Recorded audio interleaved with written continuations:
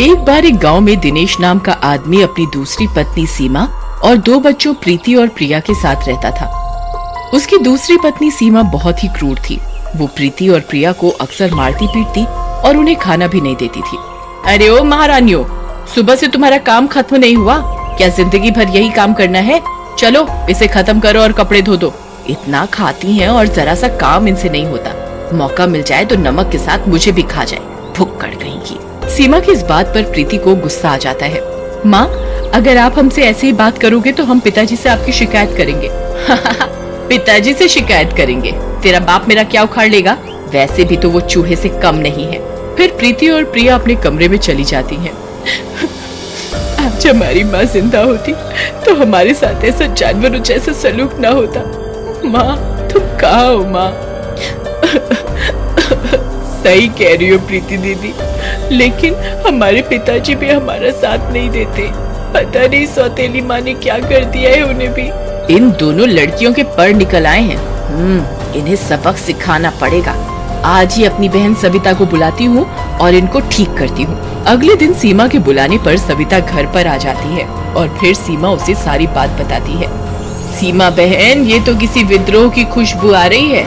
अगर जल्दी ही इन्हें ठीक नहीं किया तो ये कल को तेरे सिर पर बैठेंगी और तुझे नौकरानी बना देंगी। फिर सविता सीमा को एक योजना बताती है। योजना के अनुसार जब प्रीति और प्रिया सो रही होती हैं, तभी सीमा प्रीति को चुपके से उठा लेती है और घर के बाहर बने कुएं पर ले जाती है।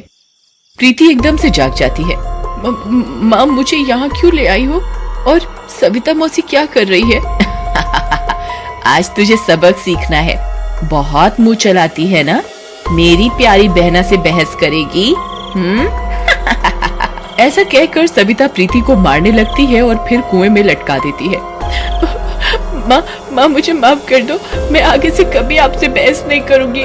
मुझे कुएं से बाहर निकालो। माँ, मेरे हाथ छूट जाएंगे तो मैं कुएं में गिर जाऊंगी।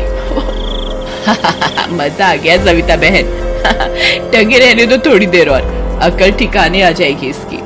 लेकिन तभी प्रीति का हाथ छूट जाता है और वो कुएं में गिर जाती है। अरे सविता, ये लड़की तो कुएं में गिर गई। ये जिंदा नहीं बचेगी। हाँ, तुझे तैरना आता है तो बचा ले, मुझे तो नहीं आता। चुप बैठ, मरने दे। वैसे भी तेरा एक दुश्मन ही कम हो रहा है। इसके बाद सीमा और सविता दोनों वहाँ से चली जाती हैं। उधर अगले दिन प्रीति को अपने पास ना पाकर प्रिया रोते हुए अपने पिता दिनेश के पास जाती है। पिताजी, प्रीति दीदी कल से लापता है, पता नहीं कहाँ चली गई।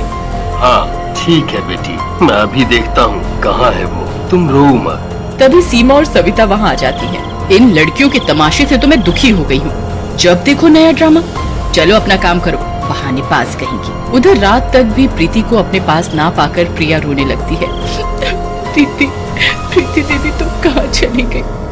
पहले माँ चली गई मुझे छोड़कर, फिर आप भी। पहले पापा तो पहले ही नहीं माँ के गुलाम है। आप कहाँ हो प्रीति दीदी? आपके अलावा कोई भी तो नहीं है मेरा यहाँ। जहाँ भी हो आप आ जाओ प्रीति दीदी। तभी प्रीति की आत्मा वहाँ आ जाती है। पानी में गिरने की वजह से वो बहुत ही डरावनी दिख रही होती है। आप कौन है और मेरे कमरे में कैसे आ गई? बहन, तूने मुझे पहचाना नहीं। मैं तेरी बहन प्रीति हूँ। नहीं, आप झूठ बोल रहे हो। मेरी प्रीति बहन तो मुझे कितना प्यार करती है। वो मुझे छोड़कर नहीं जाएगी। आप कोई और हो। नहीं, मैं तेरी प्यारी बहन प्रीति ही हूँ। इन दुष्टों ने उस रात मुझे मार डाला। फिर चुड़ैल प्रिया को रात वाली सारी बात बताती है, जिसे सुनकर, दीदी, इन दुष्टों ने आपके साथ अच्छा नहीं किया। आप इन्हें मत छोड़ना। बहन मारना हो तो मैं इन्हें एक बार में मार दूं, लेकिन इन्हें इनके किए की सजा इतनी जल्दी नहीं दूंगी। इन्हें मैं भी तड़पाऊंगी फिर मारूंगी। बस तुम मेरी बात ध्यान से सुनो। फिर चुड़ैल प्रिया को सारी योजना समझाती है। अगले दिन सुबह प्रिया घर के काम कर रही होती है, तभी सविता वहाँ आती है। क्या हुआ महारानी? आ जाएगी तेरी बहन। चल घर के काम जल्दी से खत्म कर तो रही हूँ, अब क्या मशीन बन जाऊँ? ये सुनकर सविता को गुस्सा आ जाता है और वो प्रिया को मारने के लिए बढ़ती है, लेकिन तभी चुड़ैल आकर उसे अड़ंगी लगा देती है। सविता जोर से नीचे गिर जाती है। अरे मर गई रे, हाय मेरी कमर। मेरे तो कूल्हे टूट गए। ओह, ये किसने टांग मारी मुझे? ये सब तेरी वजह से हुआ है लड़की, तुझे मैं नहीं छोड़ूंगी। तभी सीमा वहाँ आ जाती है। अरे सविता बहन, क्या हुआ? तुम कैसे गिर गई? चलो मेरे साथ अपने कमरे में। फिर सीमा सविता को उसके कमरे में लेकर जाती है। उधर रात में प्रिया चुड़ैल से बातें करती है। दीदी, क्या सबक सिखाया आपने इस दुष्ट को, मजा आ गया। तुझे ऐसे देखकर मुझे कितनी खुशी मिलती है बहन, मैं तुझे बता नहीं सकती। लेकिन तुम्हें अब मजबूत होना होगा, क्योंकि एक न एक दिन तो मुझे तुम्हें छोड़कर जाना ही होगा। नहीं नहीं, मैं तुम्हें कहीं नहीं जाने दूंगी बहन। पहले माँ भी चली गई और अब तुम। नहीं नहीं। ऐसा कहकर प्रिया चुड़ैल से लिपट जाती है और सो जाती है। अगले दिन सुबह सीमा प्रिया को अपने पास बुलाती है। सच सच बता प्रिया, सविता नीचे कैसे गिरी? क्या चल रहा है इस घर में? कल रात को तेरे कमरे से आवाजें आ रही थी, सच बोल, किससे बातें कर रही थी? लेकिन प्रिया उसे कुछ नहीं बताती है और वहाँ से चली जाती है। उसी रात चुड़ैल सविता के कमरे में आती है और उसके टूटे हुए पैर को पकड़ लेती है। क्या हुआ सविता मौसी? बहुत दर्द हो रहा है। हाँ दर्द तो हो रहा है, लेकिन तुम हो कौन और मुझे ऐसे क्यों पकड़ रखा है? क्या मौसी, मुझे नहीं पहचाना?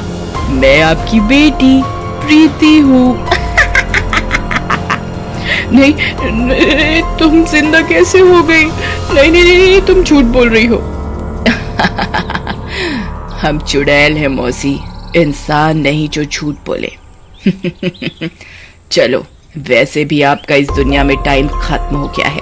ऐसा कहकर चुड़ैल सविता को उठा लेती है और ले जाकर उसी कुएं में डाल देती है। तैरना न आने की वजह से सविता की मौत हो जाती है। वहीं अगले दिन सविता को घर पर ना पाकर सीमा गुस्से से आग बबूला हो जाती है। सच सच बोल प्रिया, मेरी बहन कहाँ है? तुझे पता है मेरी बहन कहाँ गई? सच बता, नहीं तो मैं तुझे जिंदा नहीं छोड़ूंगी। बता। अरे सीमा, तुम ये क्या कर रही हो?